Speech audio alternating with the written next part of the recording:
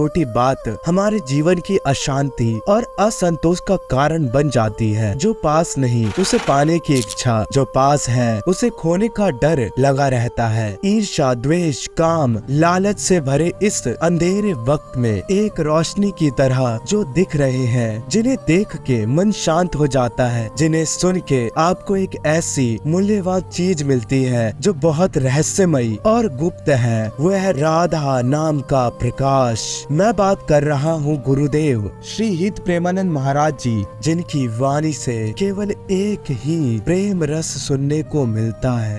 राधा राधा राधा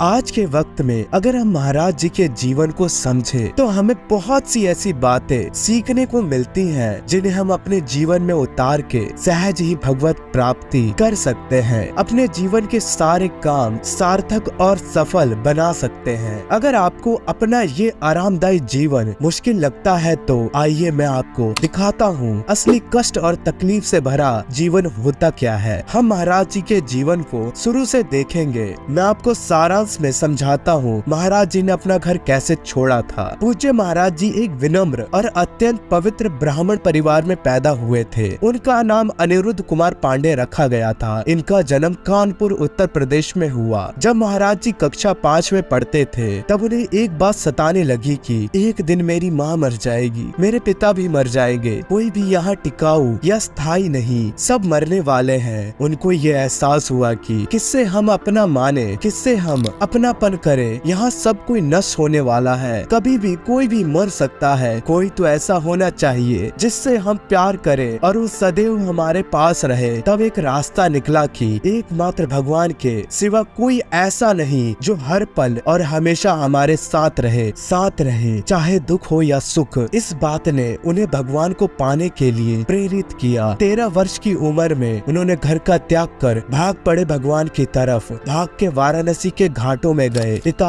आए मनाने। उन्होंने बस कहा मुझे भगवत प्राप्ति करनी है। उनके पिता मान गए और बोले कि जो करना है करो, पर ये कभी सुनने में भी नहीं आना चाहिए कि तुम किसी विचार या गंदे आचरण में हो। अगर ऐसा सुनने में आया तो किसी की जरूरत नहीं पड़ेगी, हम खुद ही तुम्हें मार देंगे। महाराज जी ने वचन दिया हमें केवल भगवत प्राप्ति से मतलब है, आपको कुछ गलत सुनने में नहीं आएगा। उसके बाद उनका आधा जीवन वाराणसी के घाटों में अत्यंत कष्ट से गुजरा। शुरुआत में उनकी तपोस्थली वाराणसी थी। वाराणसी में महाराज जी का नित्य प्रति का नियम था कि गंगा जी में दिन भर में 3 बार स्नान कर तुलसी घाट पर एक विशाल पीपल के वृक्ष के नीचे आसन लगाकर कुछ देर तक बैठकर गंगा जी और भगवान महादेव का ध्यान करना। उसके बाद वहीं भिखारियों की लाइन में बैठकर इंतजार करना कि थोड़ा कुछ खाने को मिले, और वह भी दिन में केवल एक बार 10 से 15 मिनट के लिए भिखारियों के बीच में बैठे। यदि इतने समय में कोई आके दे गया कुछ खाने को तो ठीक, नहीं तो गंगा जल पीकर भगवान का ध्यान करते हुए उठकर चल दिए अपने 24 घंटे के एकांतवास के लिए। इस प्रकार की दिनचर्या में प्रेमानंद महाराज जी को कई दिनों तक बिना भोजन के ही मात्र गंगा जल पीकर ही रहना पड़ता। और ऐसे में यदि कोई रोटी खाता हुआ दिख जाए तो महाराज जी सोचते, हे प्रभु ये कितना भाग्यशाली है जो इसे रोटी खाने को मिल रही है। सर पे छत नहीं, क्योंकि उन्होंने किसी भी जगह रहने का त्याग कर खुले आकाश के नीचे घाटों पे रहने का निश्चित किया था। कड़ाके की ठंड में भी 3 बार गंगा स्नान करना। शरीर पर डालने के लिए एक मोटा कपड़ा तक नहीं था। चट्टी के बोरे को सिल के पहनते थे। फिर भी महाराज जी कहते हैं भगवान की कृपा से आज तक एक सर्दी बुखार भी उन्हें नहीं हुआ। खाने के नाम पे गंगा जल या फिर भिक्षा में थोड़ा सतुआ मिल जाता था, वो इससे ही गुजारा कर केवल भगवत चिंतन और भगवान को पाने की इच्छा, यही उन्हें इतना बल दे रही थी। बनारस में तो अत्यंत कष्ट से जीवन चल ही रहा था, लेकिन असली मुसीबत तब आई जब पता चला इनकी दोनों किडनी खराब हो गई है। जहाँ रहते थे वहाँ से निकाल दिए गए। कब मर जाए कुछ पता नहीं। ये बताने से पहले हम ये देखते हैं कैसे महाराज जी वाराणसी से वृंदावन आए। शिव जी की कृपा से उन्हें राधा रानी की नगरी में स्थान मिला। रोज की तरह उस दिन भी महाराज जी ध्यान में बैठे हुए थे। अचानक से से उनके हृदय में भगवान महादेव जी की कृपा से प्रेरणा हुई कि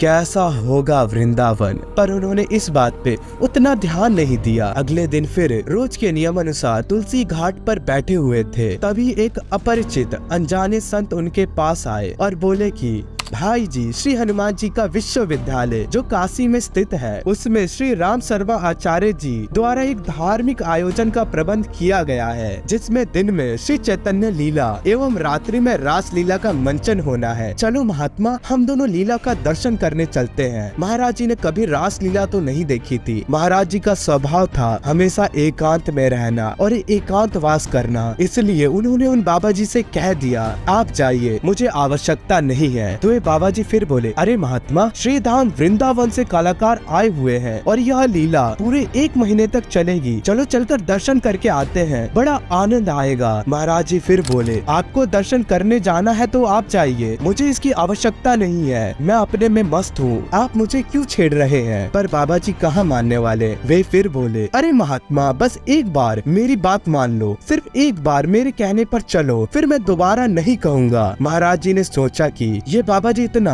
हट क्यों कर रहे हैं, शायद इसमें महादेव जी की कोई इच्छा होगी। ऐसा सोचकर और उन बाबा जी की बात रखने के लिए महाराज जी उन बाबा जी के साथ लीला देखने चले गए। चूँकि दिन का समय था और श्री चैतन्य लीला का मंचन हो रहा था, महाराज जी ने लीला देखी तो बड़ा आनंद आया। चैतन्य लीला देखकर महाराज जी को इतना आनंद आया कि रास लीला प्रारंभ होने के पहले ही महाराज जी वहाँ लीला देखने पहुँच गए। श्री चैतन्य लीला और रास लीला से महाराज जी इतने प्रभावित हुए कि 1 महीने तक उनका यही नियम बन गया। हर दिन महाराज जी लीला का दर्शन करने जाते और इस आनंद में कब 1 महीने बीत गए पता ही नहीं चला। जैसे ही लीला का समापन हुआ तब महाराज जी को ज्ञात हुआ कि अरे, लीला तो समाप्त हो गई, सारे कलाकार वापस वृंदावन जा रहे हैं, अब मेरा क्या होगा। यह सोच के उनके मन में हाहाकार मच गया। अब मैं क्या करूँगा, मेरा क्या होगा, अब मैं जीऊंगा कैसे, मुझे तो अब वृंदावन जाना है। महाराज जी सोचने लगे, ये सब कलाकार वापस वृंदावन जा रहे हैं तो वृंदावन में भी ये सब ऐसे ही लीलाओं का आयोजन करते रहते होंगे। अगर मैं इनके साथ लग जाऊं तो मुझे रोज लीला देखने को मिलती रहेगी, इसके बदले में मैं इनकी सेवा करता रहूंगा। मन में ऐसा भाव लेकर महाराज जी टीम के संचालक के पास पहुँचे और उन्हें साष्टांग दंडवत करके अपने मन के भाव उनके सामने प्रकट किए। स्वामी जी, हम गरीब बाबा है, हमारे पास पैसे तो है नहीं, मैं आपकी सेवा करूँगा, मुझे अपने पास रख लो, मुझे अपने पास रख लो। संचालक महोदय बड़े ही विनम्र भाव से बोले कि अरे नहीं बाबा, ऐसा तो संभव ही नहीं है, ऐसा कैसे हो सकता है। तब महाराज जी बोले कि स्वामी जी, हम सिर्फ रास लीला देखना चाहते हैं और कुछ नहीं। तब संचालक महोदय फिर बोले, बाबा तू बस एक बार वृंदावन आ जा, बिहारी जी तुझे छोड़ेंगे नहीं। श्री हित प्रेमानंद महाराज जी कहते हैं कि इस वाक्य ने मेरा जीवन बदल कर रख दिया। मैं इस वाक्य को गुरु मंत्र मानता हूँ और उन संचालक महोदय को अपना गुरु। बस इसके बाद उनके मन में एक ही लगन लग गई कि मुझे वृंदावन जाना है, मुझे वृंदावन जाना है, मुझे कैसे भी वृंदावन जाना है। यह होती है भूत भावन भगवान भोलेनाथ की अहेतु की कृपा। कल तक जो महाराज जी अपने नित्य के नियम अनुसार भगवान का ध्यान करते हुए अपने भजन और एकांतवास में मस्त थे, आज वो वृंदावन जाने के लिए पागलों की तरह हट लगाए बैठे हैं। भगवान की कृपा को आप इस तरह अनुभव कीजिए कि पहले अन्यास ही मन में प्रेरणा आना कि कैसा होगा वृंदावन, फिर उसी समय अचानक से रास लीला का आयोजन होना, जिसकी सूचना किसी अपरिचित बाबा जी द्वारा महाराज जी को देना और उन्हें हठ पूर्वक लीला में ले जाना, और उसके बाद महाराज जी के मन में प्रेरणा होना कि मुझे वृंदावन जाना है। यह कृपा नहीं तो और क्या है। एक माह की लीला का दर्शन करने के बाद महाराज जी फिर अपने पुराने नियम के अनुसार गंगा जी में स्नान कर तुलसी घाट पर बैठकर ध्यान करने लगे और भिक्षा के लिए बैठकर एकांतवास के लिए निकल जाने वाला उनका क्रम फिर से शुरू हो गया। लेकिन इस दिनचर्या में एक नई बात जुड़ गई। वो बात ये थी कि मुझे वृंदावन जाना है, मुझे बस कैसे भी वृंदावन जाना है। यह क्रम कुछ दिन तक ही चला। एक दिन महाराज जी प्रातः काल तुलसी घाट पर ध्यान में बैठे हुए थे। पास में ही स्थित संकट मोचन हनुमान मंदिर के बाबा युगल किशोर जी प्रसाद लेकर महाराज जी के पास आए और बोले कि लो बाबा प्रसाद ले लो। अब महाराज जी ठहरे एकांतवासी, उनका किसी से परिचय तो था नहीं और ऐसे ही कोई अचानक आके कुछ खाने को दे दे ये उन्होंने उचित नहीं समझा, इसलिए वे बोले क्यों ले लो, ये मुझे ही क्यों दे रहे हो, इतने सारे लोग हैं किसी को भी दे दो। युगल किशोर जी बोले बाबा अंदर से